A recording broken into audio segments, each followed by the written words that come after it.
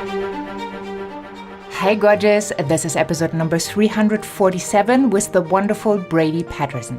Hi, this is Brady Patterson. You are listening to the Heart Sells podcast with Christine Schlonski. Enjoy.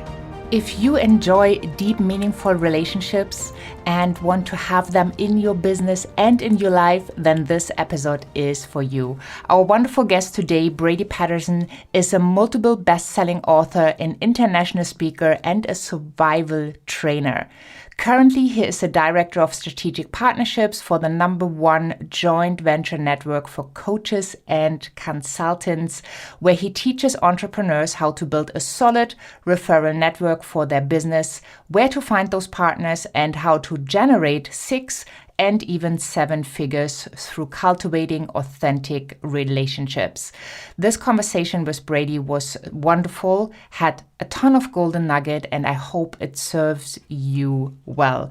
In case we have not met yet, I am Christine Schlonski, the host of Heart Sells podcast, where I talk with inspirational, successful, heart-centered entrepreneurs and business leaders about how they have built a widely successful business.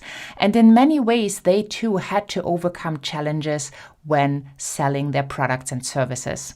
Some of my wonderful past guests include Bob Burke, John Lee Dumas, Pia Silva, Melanie Benson, Kate Erickson, Susie Carter, and many, many more.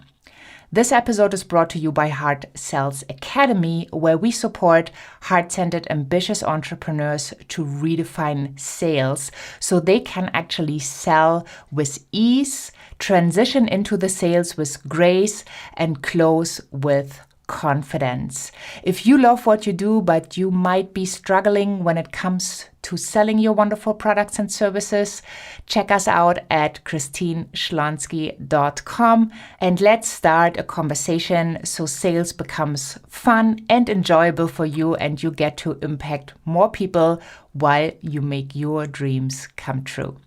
So let's dive in today's episode, how to magnify your results with ease with Brady Patterson. Well, I am so super pumped you are joining in today, Brady. Welcome. Thank you for having me. I'm super excited for the conversation. Yeah, me too. We have talked quite a lot. We met in a mastermind, and I just love the way how you think about strategic partnerships, how you have brought your businesses to a different level, the work you do as a director of strategic partnerships. So let's dive right in with that important question. Was it always easy for you to sell? No, not even a little bit. When I started getting into I came from an oil field background here in Canada. I worked in the oil and gas industry for about 13 years. And when I started moving away from that and wanting to build a business in a different area, in an area that made my heart happy, I got into the coaching world. Unfortunately, when you get into the coaching world and you don't have any experience in sales, it kind of can smash up against your face a little bit. And that's exactly what I ran into, a wall. I couldn't sell anything. And, I'd be trying to sell my coaching services at like $150 a month. And, anything I could get to be able to pay the bills and be able to make this coaching thing my lifestyle. And, but it was definitely a struggle first. I definitely had a hard time with it. Yeah, I totally get that. Do you remember the very first thing you ever sold in your life? It was in my life. In your life. Very first thing I ever sold. I built a model set when I was a kid.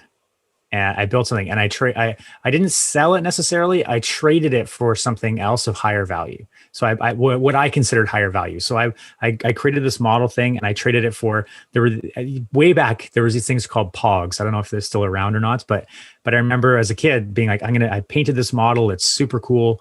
And I traded it for what I considered to be a higher value of Pogs. That would be kind of my first idea of a sale. Cool. And do you remember the first really transaction where you got money into your hands? Real money. It was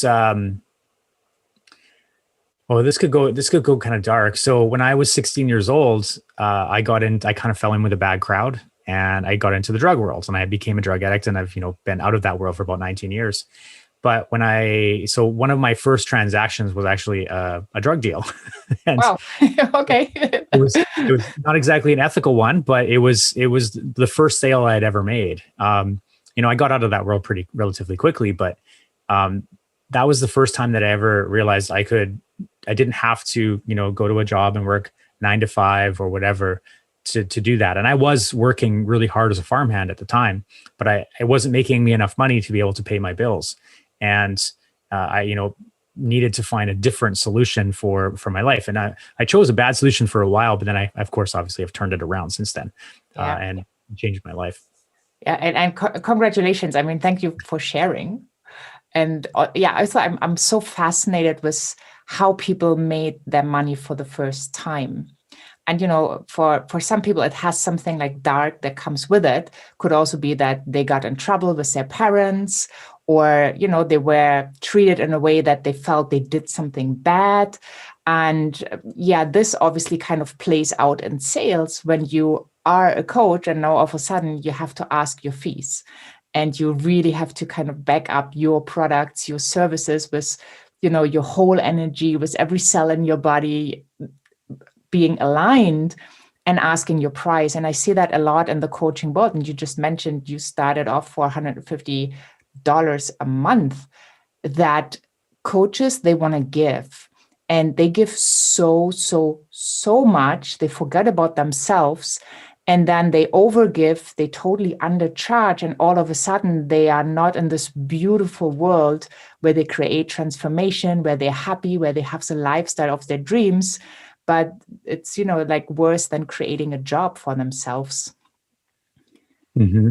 Yeah. And I think it's so important. And so I'm grateful that we are starting out this way, like full on. But also, I think it will really inspire our listeners to have a look at themselves and understand, like, where are my money blocks? Where did I have an experience where I learned something was bad? Right. So I think I already shared that on one podcast, but I carried some bags for an old lady. I just wanted to do something good.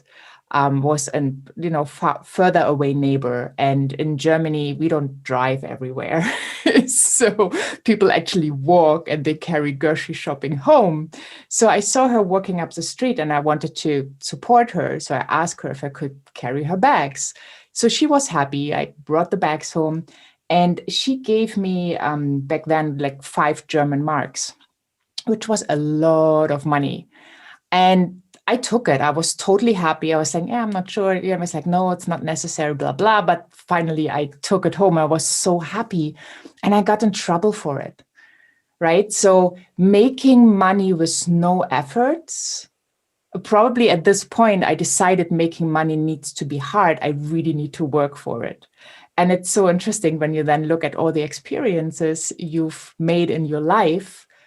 And then you discover that maybe this moment triggered, or, you embedded this belief about something. It was really an interesting discovery. So that's why I love this question so much, figuring out, like, what was the first thing you ever sold, right? How did it feel? Did you get in trouble? Did you not get in trouble? And then it kind of trickles through everything else you did in regards to money, in regards to the work relationship. Absolutely. And it did for me. I did get in trouble for it eventually. Right. But at the same time, it taught me so much about how I wanted to live my life. Learning, I grew up in a fairly poor family. We became quite affluent as I got older, and seeing that disparity, I saw the extremes of both sides, being bankrupt farmers to, wealthy oil and gas people. And so we crossed this huge spectrum. And when I looked back at that experience for me, when I started at 16, and by the time I was in that world, but I didn't feel good about myself. It wasn't a fun experience. But I remember the first time somebody paid me that $150. And I was doing way too many sessions. I was doing like weekly calls with them, unlimited email support. They could get anything they wanted for their coaching.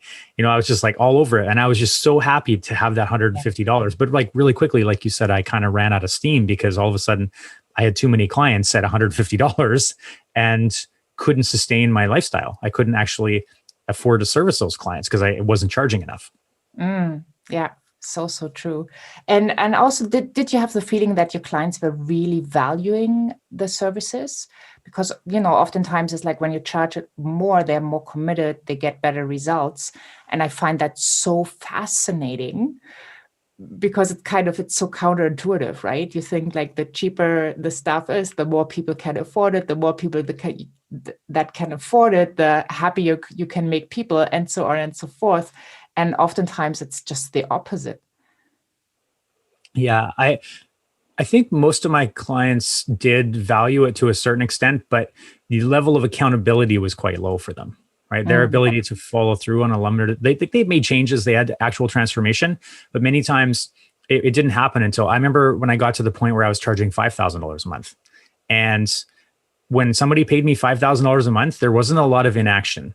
It was like they did everything that I was talking about. They implemented everything. I think the pressure cooker that they put themselves into with that process was so high that there was no choice. No, it's kind of removing the option of anything else.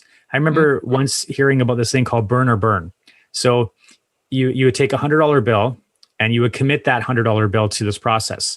And if you did, you're like, I'm going to do this. If you didn't, you had to burn the $100 bill. And I remember trying that once. I've never burned a $100 bill because I was like the idea of like wasting like that was horrid for me, especially growing up in a poor family. But it was an extreme motivation. I think that's that same principle happening in the coaching world. Yeah. Yeah. Awesome. And so today you found, well, not today, like a longer time ago, you found out a way how you can sell, how you can connect on a way deeper level. Let's talk about strategic partnerships and why do you think they're so important? Well, I mean, first of all, any partnership, it's really hard to do things on your own. I have a survival training company as one of my businesses, and having done that for many years now and having not just taught people how to do it, but also practice the things that I'm teaching, it's really hard to do things on your own. There's a great show on TV called Alone. I don't know where it is in your area of the world, but you can find it if you search online. And it's the story of these people that live on their own for extended periods of time, and they compete against each other. Well, that's a hard life. They had one season where they brought in a second person, and when they brought that second person in, it made the time frame that these people were living on their own extended really quickly. Like very fast, they went from like being quite difficult to being significantly easier. That doesn't mean it was easy, but it made the process a lot simpler when, you could double your efforts by working with other people. And to me, when we can look at supporting each other and using two brains instead of one, that lessens the workload for both of us. And so partnerships become kind of the cornerstone of efficient working, where you can say, okay, we can help each other. We've probably done something on our own, and now we can come together and magnify that, because when you bring two things together, it's not just 1 + 1 = 2. The result that comes out of that magnifies exponentially. It's sometimes that 1 + 1 = 40.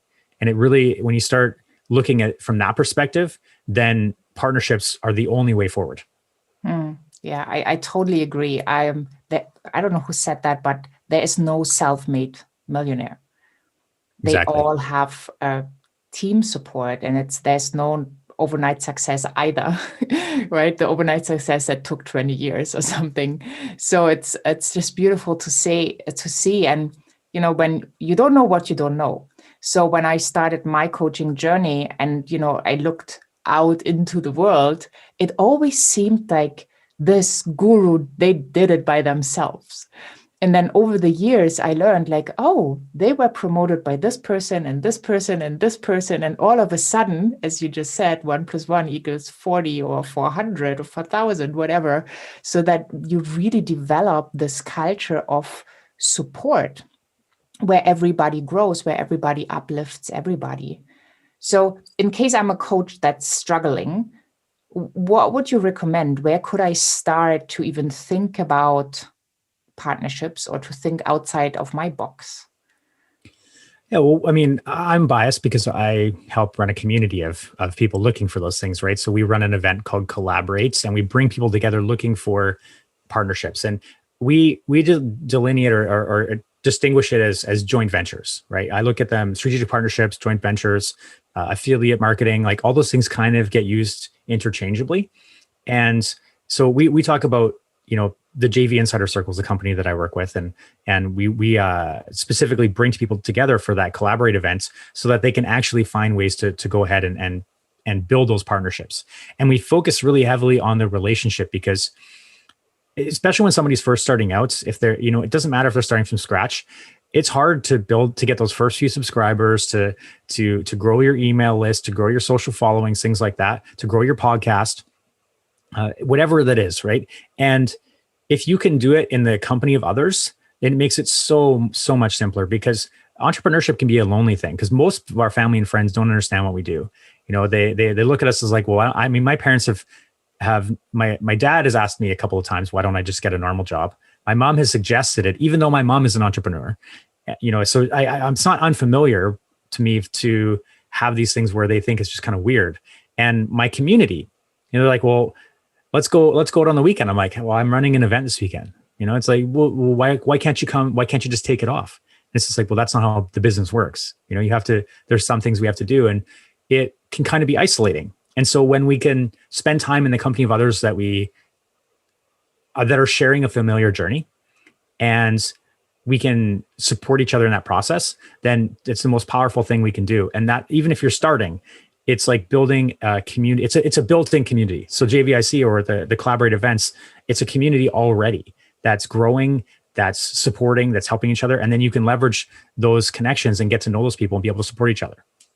Yeah, I just love that. As soon as I started to tap into communities and to masterminds, life became so much easier. There's so much inspiration.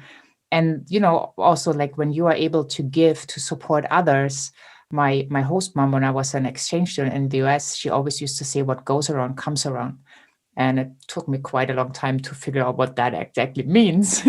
But it's really like what you put in, what you give multiplies. So these communities where people have the same challenges, like, why did you leave your job? Like, my parents, they still don't get it. And I also run events on the weekend, and I enjoy it. I love it. So I totally get the pressure thing. And I'm quite sure a lot of people listening get that they're not always understood. So coming together in a place where other people have the same challenges, so at least you're not alone, already helps. But then you get the inspiration, you can share experiences, and you can support each other. That's really, really awesome. You brought us an amazing book, the Collaborate Ebook. Tell us a little bit what's in it. Obviously, we're going to put it into the show notes, so it's just one click away. But what will people learn when they take the time to read it? Well, the Collaborate book kind of outlines our philosophy on how to do partnerships. So they're going to find out the framework of how we look at it, what a JV is, kind of what an affiliate is, what's the difference, and why partnerships matter, where to find them, right? Which ones are the best ones, because they're like building relationships and connections, especially as in the expert space, like whether you're a coach, a consultant, author, speaker, healer, whatever you're doing. Building those connections is something that can amplify dramatically. And but you need to learn the framework. You need to understand why, because there are certain types of events that won't be great for you if you're looking for partnerships. Like if you're, like there are some that are really good, and you want to, and that's what the book contains, is like, which ones are the best? How do we look at partnerships? How do we find the partnerships, and which ones will be the best as you're growing? And also some tips and tricks on like that the learning curve, the process that you're going to face as you go through this experience. Those things can help you just really simply ease your way into this without having it to be complicated, because it's something you can consume on you can read it on your computer, on your phone, you can print it out, there's all kinds of options, and you can just consume it slowly.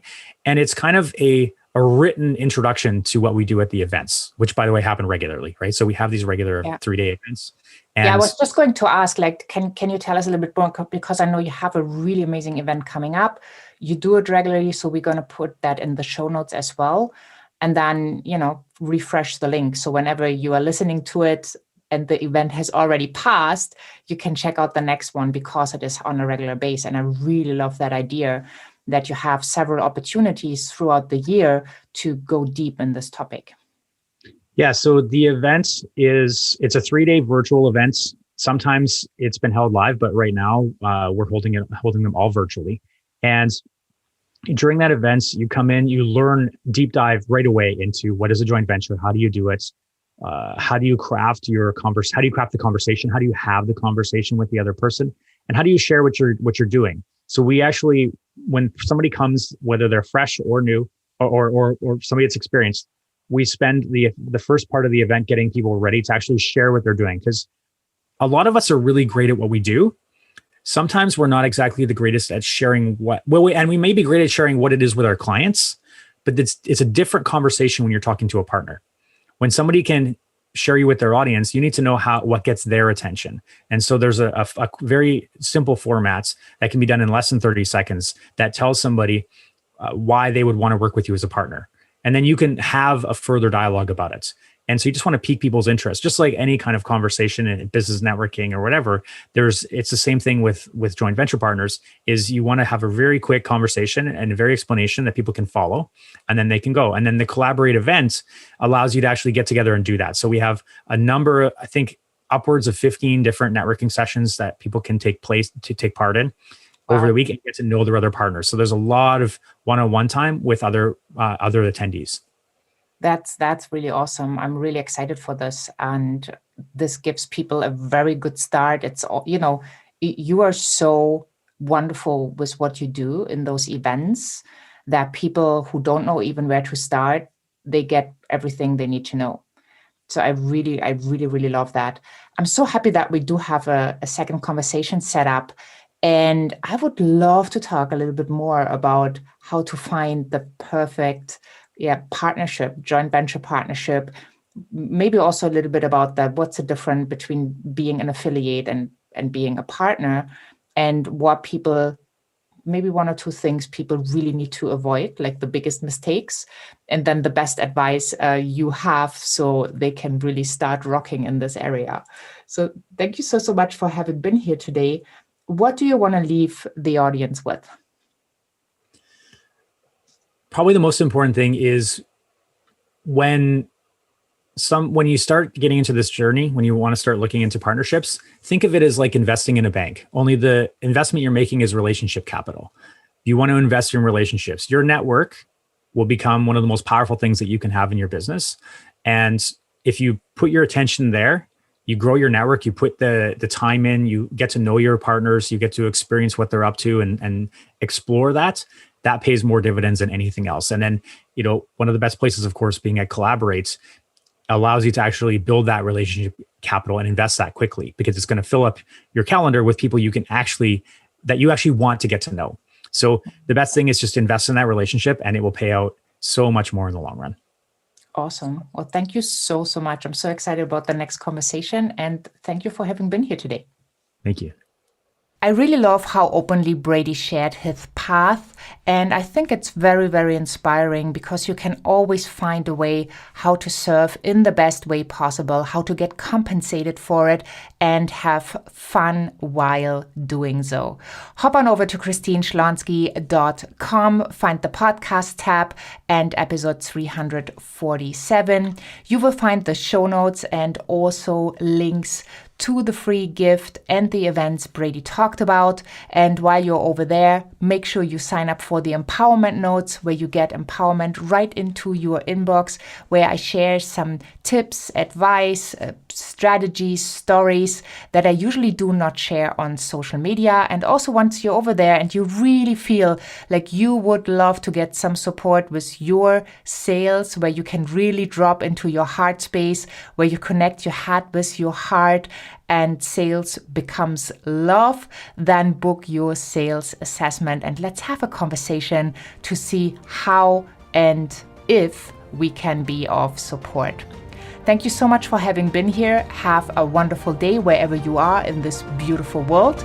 And I'm saying bye for now.